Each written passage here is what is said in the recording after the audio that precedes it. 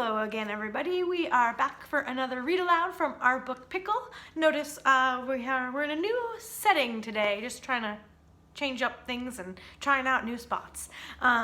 So last we left off, Ben successfully pulled off the great ball pit prank, but everybody at school is trying to get to the bottom of who done it.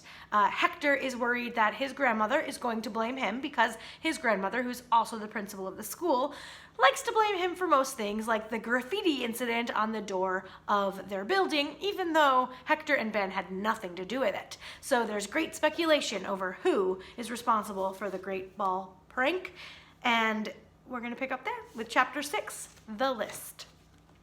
Oliver did it, Maggie Rubio whispered the next morning. I looked at Oliver sitting 2 rows over. We watched him doodling lightning bolts in his notebook, and I wondered what he had done. Maggie likes to accuse people of randomly selecting gross bodily functions, stuff even I don't like to talk about. I gave her a vague nod and waited for the handouts to come down the row. You couldn't be rude about it, because then you might be the next kid who did something. The balls, Ben. Oliver's the one who brought the balls on Friday. She gave him a look like he invented root beer floats, and then she had my attention. What do you mean he brought the balls? He told you? He didn't have to. I asked him and he just smiled and shrugged, but you could totally tell that he was the one who did it. Isn't that wild? I almost contradicted her and confessed, but I didn't need her giving me a weird, dreamy look like that, so I kept my cool. Oliver looked back at us and smiled. Maybe Oliver would be good to team up with, but it would probably be better to recruit a couple more people. I still didn't know that many kids at Fountain Point, but when Maggie got up to give a report on Pandora's box, hey, that's funny. She gave a report on Pandora's box, just like in our last read aloud in Walk 2 Moons, when Sal had to give a presentation on Pandora's box. What are the odds? Such a coincidence. All right. When Maggie got up to give a report on Pandora's box, I made a list of the kids I did not know with a good sense of humor. I put a star by the name of anyone that had something special, like a history of causing trouble or a knack with computers. Hector's name sat at the top of the list. He's my oldest friend, and he has access to the keys to the school. He sat right beside me, fiddling with the corner of his notebook, the way we'd been sitting for years. I glanced over, but he wasn't paying attention to me. He took notes on what Miss Ruiz was saying about flying horses, as if he were about to get one for a pet. He didn't know I was thinking about how we walked to school together and we walked home together.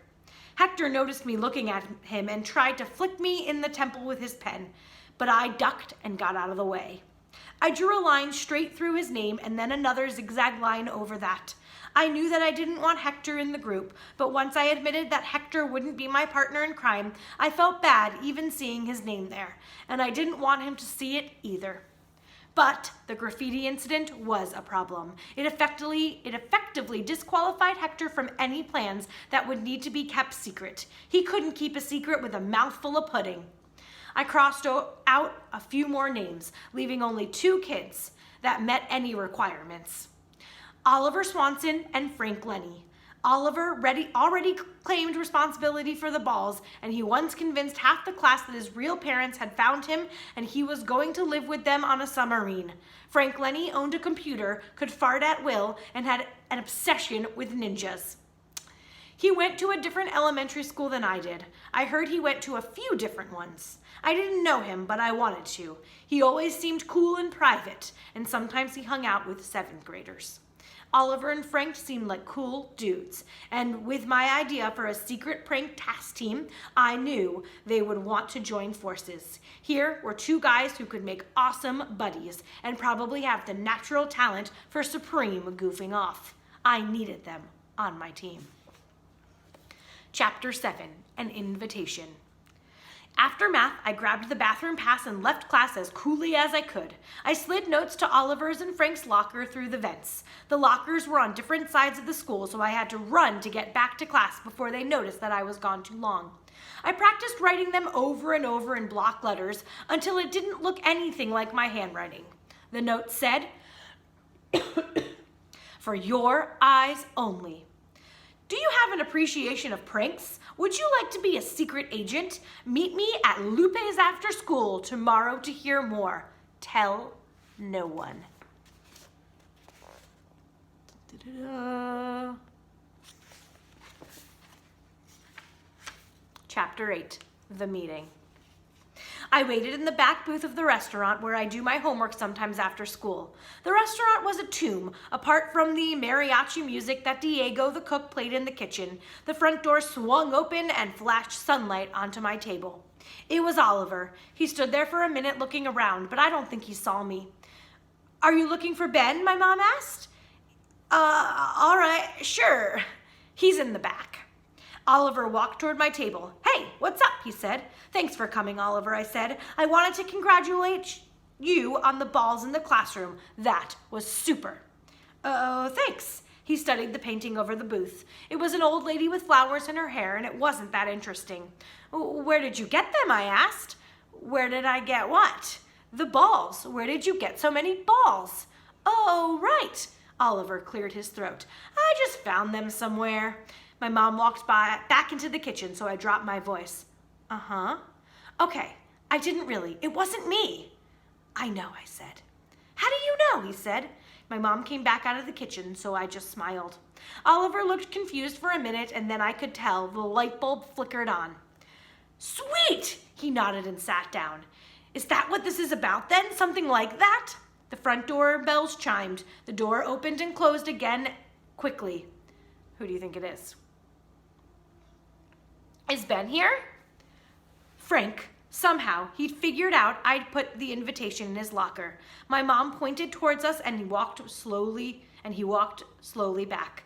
He wore mirrored sunglasses like a cop or a biker, and he didn't even take them off inside the restaurant. My mom and dad keep Lupe's pretty dark for romantic dates. I expected Frank to bump into something. He didn't. Frank nodded to Oliver and then to me. He sat down at our booth, sunglasses still on, and slid the invitation face down across the table. I got your message. I like your style. It looks like you've done your research. You want someone familiar with the inner workings of the human mind, someone who can make things, fix things, know things. Frank tapped his temples. You're assembling a team and you want the best. Congratulations, I'm here and I'm listening. How do you know I sent the invitation? I asked. You said to meet here. This is your family's restaurant. Frank took off his sunglasses and squinted at each of us. We stared back at him. Diego brought some guacamole and chips out and slid them across the table. Your mom thought you guys might need some snacks, he said. Thanks, Diego, I said. He went back to the kitchen and sang along with gusto to some song about a mean redhead running away with his heart and horse. I hoped that Oliver and Frank didn't know Spanish. Oliver dug in, and Frank waited for him to stop crunching before he spoke again. What can I do for you? Yeah, Ben. Oliver glanced at my mom and leaned forward. What is this about? I'm making a secret society for pranks and goofing off. I tried to keep my voice as low as possible. It sounded kind of cool. The pit of stink? I did that. Frank's eyes flicked to Oliver and then back to me. I'm ready to do more, but I can't do it alone. I think you two might be able to help. Oliver smiled and nodded, but Frank stayed still. A loud motorcycle went by and Diego chopped in the kitchen. What else have you asked? Frank said. Yeah, who else knows about this? Oliver said. No one, I said. What do you have in mind? Frank asked. I gotta tell you, fake poop and trick gum aren't really my thing. Nah, I don't want to do stuff like that. I'm talking about big stuff. The ball pit could just be the beginning, I said. I noticed my hands were shaking a little, so I put them under the table. I want to have fun, but it has to be a secret, which means no bragging. I looked right at Oliver. Cool, Oliver said, and took another chip. We waited for him to eat. What? I didn't tell anybody I did the balls. I just didn't tell them that they were wrong when they thought I did it. Well, you can't do that either. It's gotta be our secret, I said. You have to swear. Fine, Oliver said. I swear. You better, I said. Nobody can know. Frank put his sunglasses on and stood up. I think I understand, he said. I'll be in touch. Don't tell anybody, I called after him. My mom didn't turn around, but she sat up straighter in the universal position of parenting eavesdropping. There wasn't anything left to overhear because the bells jingled over the door and Frank Lenny was gone. My mom was still listening, so I gestured to Oliver and we'd left too. Once we were out on the sidewalk, he turned to me. Do you think he'll tell? I don't know, I said. I was wondering the same thing. I've only known him this year. I heard this is like his 6th school. We don't even know anything about him. Oliver stopped walking and he looked a little ticked. Some kids move. It doesn't really have anything to do with them, you know? He said. They just go where their grown-ups tell them to go. It doesn't mean he's a super kid spy or anything. It just means people move around. I remembered too late that Oliver knew something about moving around. Before he got placed with his forever family, as his parents said, he'd been to a few foster homes.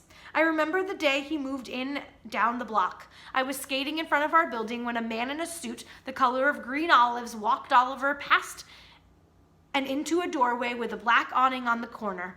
Oliver carried a trash bag full of clothes. He looked like he was in trouble. Oliver told me later that he'd used the same bag to carry his stuff from 2 different families. The first people decided they didn't want to foster a kid anymore, and the second family got pretty mean until Oliver told his social worker. You're right, I didn't mean it. Sorry, I said. Oliver shrugged and we walked down the block. Unless he's really a 30-year-old baby-faced CIA agent undercover at Fountain Point to bust Mr. Roberts for an illegal gambling ring. Maybe they're taking bets on how we do our spelling tests.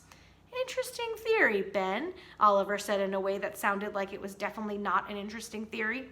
We'll just have to wait and see. Let's see. I think we have time for the next chapter. Chapter 9, A Side of Bean.